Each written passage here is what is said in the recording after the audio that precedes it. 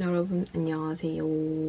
새해 2020년에 찍는 첫 영상이고요. 오늘은 무슨 영상을 찍을까 하냐면 2020년에 읽을 책에 대해서 한번 얘기를 해보고자 해요.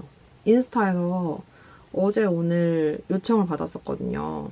여러분이 보고 싶은 영상은 무엇인지 얘기해달라고 말씀을 드렸는데 여러 가지 이제 요청을 해주셨어요. 그 중에서 한 가지 요청이 제가 2020년에 보고 싶은 책과 영화를 좀 소개시켜달라고 하셔가지고 오늘 영상은 제가 올해 볼 책들에 대해서 한번 얘기를 해보고자 해요. 왜냐면은 지금 엄청 쌓여있거든요. 제가 작년에 책을 되게 많이 샀어요.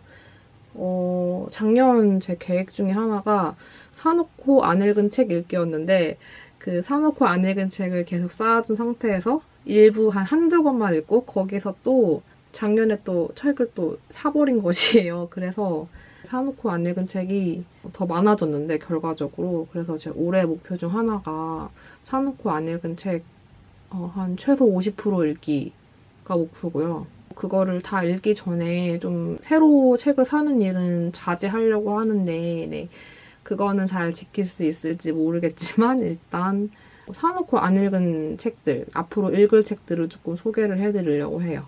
어플에다가 리스트를 정리해놨는데 진짜 많아요. 제가 요즘 되게 잘 쓰는 어플이 여기 보시면 짠! 여기 보시면 N자 써져 있는 어플이 이건데 노션이란 어플이에요. 이거는 생산성 어플이거든요. 저는 이 어플에다가 이런 식으로 짠! 페이지를 만들어서요.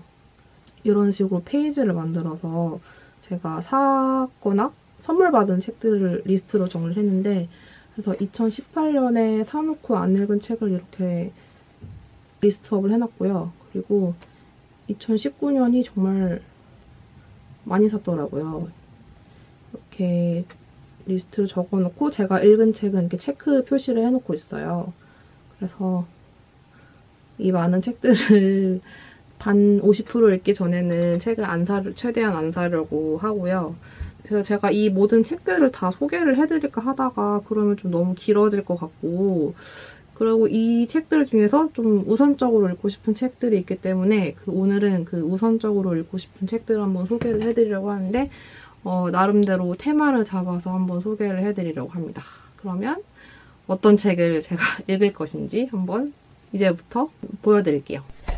첫 번째로 소개할 테마는 제가 재작년 미는북클럽에서 받아놓고 안 읽은 책들입니다. 이사벨 아옌데의 운명의 딸 이렇게 2권이랑 그리고 이디스 워튼의 순수의 시대.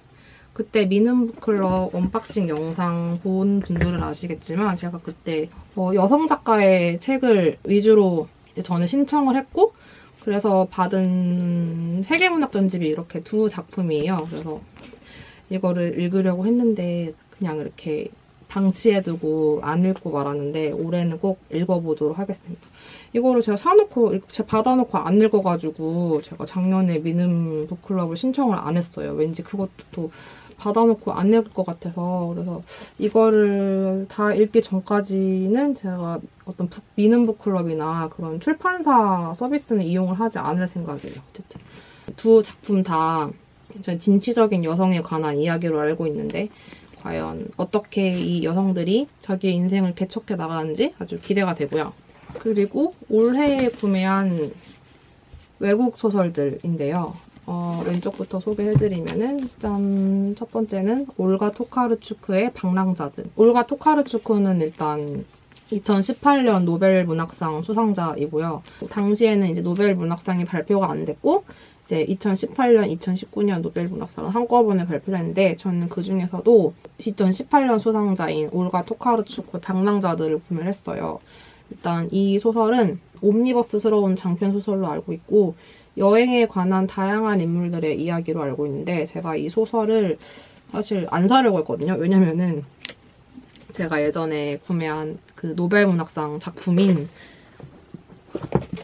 이 가즈오 이시구로의 책도 아직 다 안 읽은 상태이기 때문에 문학상 수상작은 내가 진짜 흥미가 가지 않는 이상 좀 구매를 자제해야겠다라고 생각을 하고 있었는데 방랑자들을 왜 구매하게 됐냐면 제가 좋아하는 이다혜 작가님의 추천이 굉장히 와닿았기 때문이기도 하고 주제가 또 제가 관심 있는 분야인 저도 참 좋아하는 여행에 대한 책이라고 들었기 때문이에요. 그래서 이다혜 작가님이 여행을 좋아하는 사람들은 한번 읽어봤으면 좋겠다라는 식으로 이제 추천을 해주셔가지고 그러면 또 읽어봐야지 하고 이제 서점에서 초반 몇 페이지를 구매를 했는데 좀 흥미가 가가지고 결국 이렇게 구매를 하게 됐고 아직 읽지 않았습니다. 그래서 올해 안에 이거를 읽어보고 싶고요. 꼭 읽어보고 싶네요.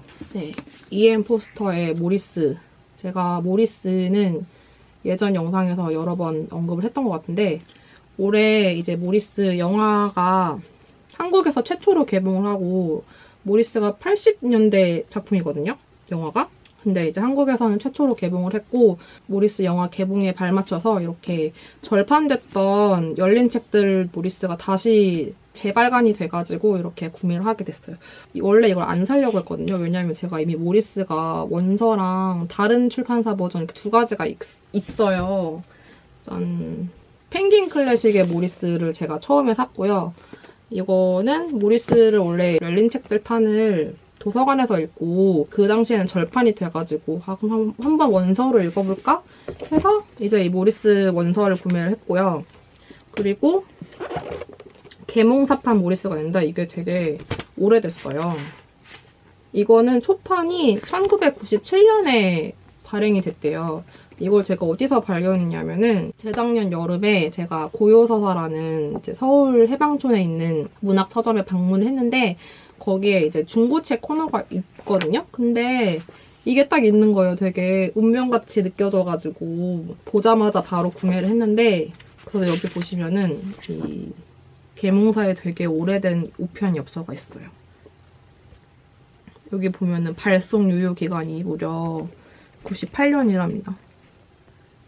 그래서 너무 제가 그때 고요서사를 처음으로 방문한 거였는데 처음으로 방문한 그 서점에서 내가 좋아하는 작품을 발견하다니 이건 뭔가 운명이다라고 생각이 됐고 무엇보다 그때가 제 생일이었거든요. 그래서 생일날에 이제 휴가를 내고 간 거였는데 딱 좋아하는 작품을 발견해서 너무 반가워서 구매를 했는데 이제 제가 처음에 읽었던 이 열린 책들 판이 작년에 발간이 되고 만 것이죠. 그래서 고민을 하다가 그냥 사버렸어요. 열린 책들 버전으로 다시 읽어보려고 하고요.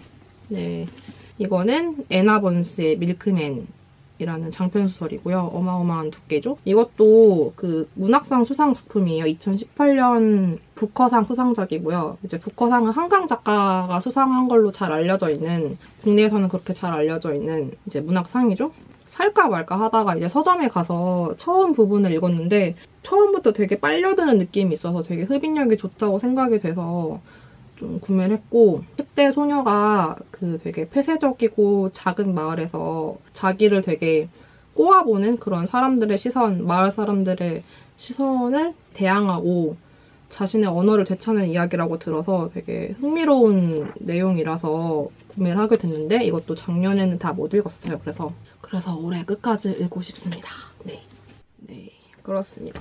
그리고 이제 한국 문학 중에서 제가 사놓고 아직 안 읽은 책들을 한번 소개를 해보려고 하는데 한국 소설부터 먼저 소개를 해드리도록 할게요. 짠! 이렇게 두 가지 작품이고요.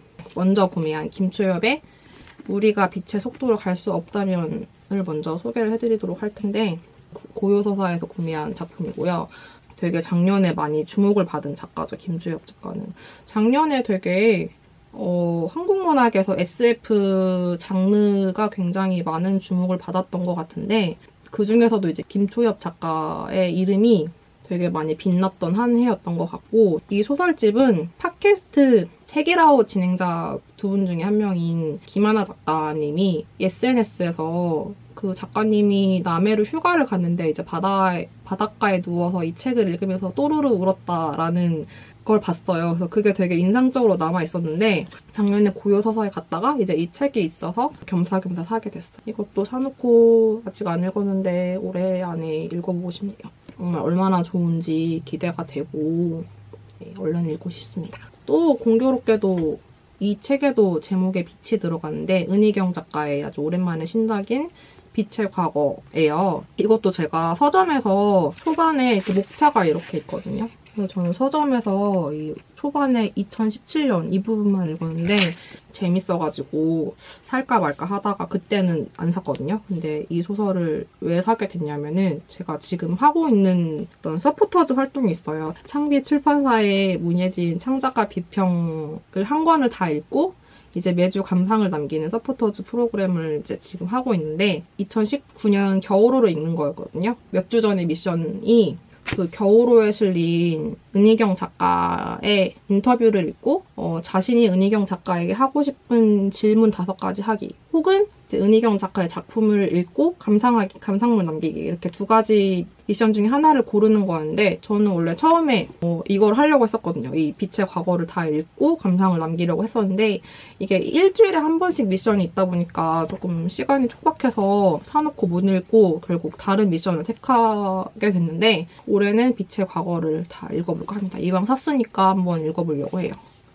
이게 이제 제가 마지막으로 소개할 한국 문학인데요. 일간 이슬아 수필집. 사실 이거를 살 때만 해도 제가 이슬아 작가를 잘 몰랐고 이슬아 작가의 되게 유명한 그 일간 연재를 한 번도 안 읽었었는데 그냥 궁금해서 샀어요. 어떻게 매일 연재를 할 수가 있지 싶어가지고. 여기 뒤에 보면은 추천사가 되게 빡빡하게 있는데 이 추천사가 다 너무 좋아가지고 아니 얼마나 좋길래 이렇게 대단한 사람들이 이렇게 멋진 추천사를 남길 수 있을까 궁금해서 그때 구매를 했어요. 저는 보통 이제 퇴근길에 지하철에서 책을 잠깐씩 읽는 편이거든요. 근데 이게 매일 가지고 다니기에는 좀 무게가 있고 많이 두꺼워서 사놓고 펼치지는 못했던 것 같아요. 이제 이 책을 사게 되고 제가 좋아하는 팟캐스트에 이슬아 작가가 많이 나와서 어느 정도 호감이 생기기도 했고 다른 매체의 기고한 글을 읽으면서 이슬아 작가가 얼마나 글을 잘 쓰는지 알게 되었고 작년 2019년에 나온 신작도 읽었거든요. 그게 너무 좋아서 네, 올해는 일간 이슬아 수필집도 한번 읽어보려고 해요. 여러분 제가 이렇게 소개한 책들을 이렇게 지금 옆에다 쌓아놨고요. 아직 끝나지 않았답니다. 또 있어요. 인문사회 서적을 소개를 해드리려고 하는데 이렇게 2권이에요. 첫 번째는 리베카 솔릿의 걷기의 인문학이라는 책이고요. 2번째 책은 이민경의 탈코르셋 도래한 상상입니다. 그래서 먼저 구매한 리베카 솔릿의 걷기의 인문학을 소개를 해드리자면은 어떤 걷기에 대한 서양의 인식의 변화라고 해야 될까요? 그럼 걷기의 역사를 서양 텍스트를 중심으로 해서 리베카 솔릿이 엮여낸 어떤 걷기의 흐름을 정리한 책이고요. 걷기라는 행위가 어떻게 서양 문화에서 의미를 갖게 되는지, 의미가 어떻게 변화했는지를 풍부한 자료 조사를 통해서 그 흐름을 엮여낸 책이에요. 그래서 저는 워낙 리베카 솔릿을 좋아하기 때문에 이 책을 처음에 도서관에서 빌려서 읽었었는데 구매는 어디서 했냐면 부산에 있는 아스트로북스라는 서점에서 구매를 했고요. 거기도 이제 동네 서점인데 그 아스트로북스 인스타그램에서 걷기에 대한 책만 이렇게 큐레이션한 사진을 봤었어요. 한번 가서 보고 싶다라고 생각을 해왔었는데 제가 작년 5월에 부산에 혼자 여행을 갔었거든요. 그때 계획을 막 구체적으로 짜고 간 건 아니었기 때문에 이제 인스타에 부산에 갈 만한 곳을 추천을 해달라고 이제 글을 올렸었는데 아스트로북스에 한번 가보라고 하셔가지고 갔다가 이제 그때 생각이 난 거예요. 제가 아스트로북스 인스타에서 봤던 그 걷기에 대한 큐레이션이. 그래서 뭔가 거기서 이 책을 사는 게 조금 의미가 있을 것 같아서 구매를 하게 됐고 제가 지금 이 책 날개로 표시를 해놨는데 반 정도 읽었어요. 되게 흥미로운 부분에서 멈췄는데 도시에서의 걷기라는 부분에서 지금 멈춰 있는데 네, 올해 안에 이 나머지 부분을 다 읽어보고 싶습니다. 근데 읽은 지 오래돼가지고 앞부분이 잘 내용이 기억이 안 나는데 처음부터 다시 읽어야 될 것 같아요. 어쨌든 이것도 올해 안에 읽고 싶고 되게 오랜만에 페미니즘 관련 책을 사게 됐는데 네, 이민경 작가의 탈코르셋 도래한 상상입니다.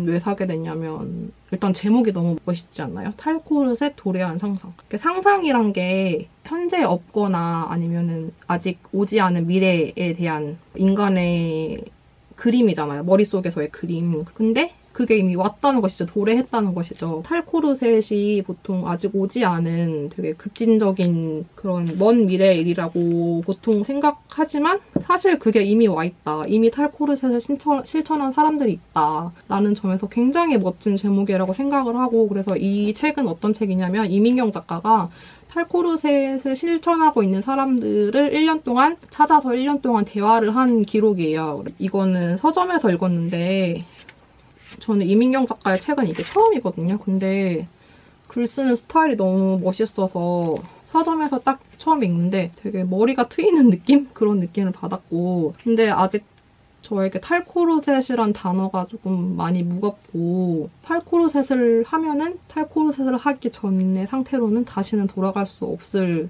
것 같은데, 근데 그게 좀 저한테는 아직 무서워가지고 살까 말까 굉장히 고민을 하다가 한번 사게 됐어요. 그래서 이게 작년 11월쯤에 제가 구매를 했거든요. 근데 제가 11월부터 화장을 거의 안 하기 시작을 했어요. 원래 제가 화장을 할 때는 스킨케어하고 파운데이션 바르고 섀도우하고 눈썹 그리고 그다음에 립 그리고 여기 이렇게 보통 5단계로 화장을 했는데, 요즘에는 파운데이션과 섀도우를 안 하고 기초 화장 선크림까지만 바르고 눈썹을 그리고 입술 색을 칠하고 그 정도까지만 하고 있고, 평일에 출퇴근할 때는 그 정도까지만 하고, 주말에는 아예 약속이 없을 때는 눈썹이랑 입술도 그리지 않아요.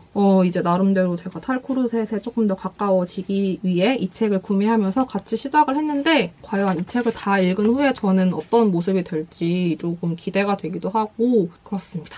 아무래도 탈코르셋이 최근에 조금 많이 촉발되기 시작한 담론인 만큼 제가 이거를 이 페미니즘의 이 흐름을 놓치지 않고 최대한 동시대적으로 따라가고 싶습니다. 사실 이미 조금 늦은 것 같긴 한데 그래도 더 늦기 전에 한번 같이 따라가고 싶어요. 그래서 구매를 하게 됐고 이것도 올해 안에 읽고 싶습니다.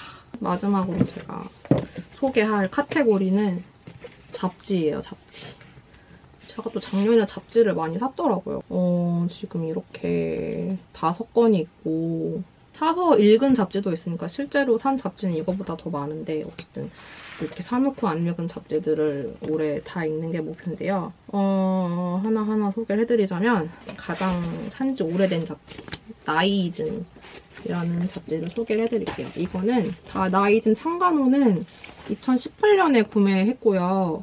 이거는 조금 읽다가 말았어요. 그래서 나머지는 다 읽어보려고 하는데, 일단 나이즘은 제목에서 이제 아실 수 있겠지만 나이즘에 관한 잡지거든요. 그래서 한국 사회에서 나이가 굉장히 중요하지 않습니까? 되게 한국 사회에 맞는 그런 주제라고 생각을 해서 되게 흥미가 가서 구매를 하게 됐고요. 제가 되게 마음에 들었던 부분은 이 나이듦에 대해서 세대별로 어떤 짤막한 코멘트가 있는 페이지가 있었어요. 그 중에서 제가 되게 뭔가 와닿았던, 뭔가 읽으면서 되게 심장이 쿵 했던 그런 부분이 뭐였냐면 91세 이제 박모 선생님이 쓴 부분이었는데, 어떻게 썼냐면요. 나이 먹는 거 너무 당연해서 특별하게 느껴질 것도 없다. 더 젊었던 80대에는 죽을 날만 받아놓고 사는 것 같았는데 이제는 마음 편하다. 한 해 한 해 숫자 늘어가는 게 별 의미 없다 싶고 그냥 당연한 이치로 느껴진다. 라는 부분이었는데, 저는 나이 하루하루 먹는 게 싫은 건 아니거든요. 저는 나이 먹는 게 좋고, 한 살 한 살 나이가 들수록 제가 더 좋은 사람이 되는 것 같다고 생각을 해서 저는 좋은데, 그래도 죽는 거는 무섭거든요. 죽는 건 두렵고. 그래서 가끔 죽음에 대해 생각할 때마다 너무 심장이 진짜 덜컹하고 죽기 싫다 그런 생각만 드는데, 나이 드는 게 당연한 일이 언젠가 저에게도 올까 싶어서 이 부분을 읽고 나이 먹는 게 지금보다 더 편해졌으면 좋겠다 그런 생각을 했던 것 같아요. 그리고 작년에 이제 2019년에 나이즘 2호가 나왔는데, 이거는 텀블벅으로 펀딩을 해가지고 구매를 하게 됐어요. 이건 아직 안 읽어봤는데 이것도 올해 안에 다 읽고 싶네요. 그리고 크리터는 이제 미음사에서 나온 비평 잡지고요. 비평 무크지인데 1년에 한 권씩 내는 거를 목표로 하고 있다고 해요. 20년 동안 내는 거를 목표로 하고 있다고 하는데, 창간호이기도 하고 이 창간호의 주제가 페미니즘이라서 구매를 하게 됐어요. 근데 이게 제가 되게 초반까지 읽다가 말았는데, 맨 처음에 이 특집 부분까지만 읽다가 말았거든요. 근데 읽는데 너무 어렵더라고요. 비평을 아마 학부 때 이후로 안 읽은 지가 되게 오래돼가지고 뭔가 이 어휘 하나하나가 어렵고 좀 전체적으로 글이 말하고자 하는 바가 무엇인지 조금 갈피를 잡기 어려웠는데 제가 최근에 창작가 비평 문예지를 읽으면서 비평을 많이 읽어야겠다고 생각을 한 게 개인적으로 책을 읽고 개인적으로 감상을 남기면은 저 자신과 연관을 지어서 생각을 하게 되거든요. 근데 이런 비평을 읽으면은 이 문학이 이 시대에 어떤 위치에 있는지를 말을 하니까 조금 더 넓은 관점에서 바라볼 수 있는 것 같아서 그럼 앞으로는 비평을 많이 읽어야겠다고 이제 창작가 비평을 읽으면 생각을 했는데 그래서 이것도 올해 안에 뭐 어쨌든 결론은 올해 안에 읽어보고 싶은 잡지고요. 프리나 프리. 프리나 프리는 프리랜서에 관한 잡지예요. 그래서 제가 창간호를 작년에 읽고 너무 재밌어가지고 올해 또 텀블벅 펀딩으로 나온다고 해가지고 2호를 구매를 한 거고요. 이게 2호고 작년에 이제 텀블벅 펀딩으로 나와서 구매를 하게 됐고요. 2호의 주제는 뭐냐면은 창작하는 프리랜서예요. 그래서 이게 되게 두껍거든요. 지금 다른 거랑 비교를 하자면은 나이 좀 창간호랑 비교를 하면 되게 두껍죠. 이게 지금 프리나프리 2호니까요. 그래서 프리나프리 이제 편집자이신 이다혜 편집장님이 잡지계 5편을 꿈꾸신다면서 그런 코멘트를 하셨던 거를 기억을 하고요. 이것도 받아놓고 제가 다른 거 읽느라고 못 읽었는데 이것도 얼른 다음 호 나오기 전까지 다음 호는 올해 상반기에 낸다고 하셨으니까 올해 상반기 안에 한번 읽어보고 싶네요. 대망의 마지막 잡지인데요. 마지막 책이자 마지막 잡지인데요. 짠! 오늘의 SF라는 SF 비평지예요. 한국 SF가 많이 주목을 받은 만큼 이제 그 흐름에 발맞춰서 발행된 SF 잡지고요. 저는 사실 SF를 많이 읽는 편은 아닌데 여기에 필진들이 너무 눈을 뗄 수가 없는 그런 화려한 필진이라서 구매를 하게 됐어요. 이다혜 작가, 듀나 작가, 김초엽 작가, 정세랑 작가 너무너무 재미있을 것 같은 그런 컨텐츠라서 이렇게 구매를 하게 됐고 이 잡지를 읽으면서 저도 SF와 더 가까워질 수 있을까요? 한번 기대를 하면서 이거랑 김초엽 작가의 우리가 빛의 속도로 갈 수 없다면 같이 읽으면 참 재밌을 것 같아요. 여러분 그래서 소개를 다 마친 제 옆에는 이렇게 제가 소개한 책들이 쌓여 있는데요. 이렇게 쌓여 있어요. 이게 지금 작품이 몇 개인지 모르겠는데 제가 그래도 올해 들어서 굉장히 속도를 빨리 내고 있거든요. 원래 여기 이 리스트에 있었던 서효인 박혜진의 읽을 것들은 이토록 쌓여가고 이것도 이번 주에 완독을 했고요. 그리고 이스라엘 신신단련도 원래 작년에 산 책인데 작년에 제가 얼리미티드 에디션에 가가지고 구매를 했거든요. 근데 이것도 이번 주에 다 읽었어요. 이번 주에 무려 2권이나 책을 끝냈는데 이 속도를 보면은 일주일에 2권 끝냈으니까 그러면 한 달에 그러면 이거 한 3달 안에 다 읽을 수 있지 않을까요? 그런 되게 원대한 꿈을 품고 제가 올해 안에 이 책을 다 읽고 얼른 위시리스트에 올려둔 다른 책들을 구매하고 싶어요. 이렇게 제가 책 소개를 해봤고요. 작년의 마지막과 올해 처음을 이렇게 책에 대한 이야기를 한번 해봤는데 이제 인스타에서 요청받은 영상도 있고 그리고 이제 많은 분들이 많이 기다리실 다이어리 영상도 이제 준비를 하고 있으니까 이 영상 말고도 1월에 다른 영상으로도 찾아뵐 수 있도록 한번 해보겠습니다. 네. 그러면 여기까지 영상 봐주셔서 감사드리고 그러면 새해 복 많이 받으시고 올 한 해도 잘 부탁드려요.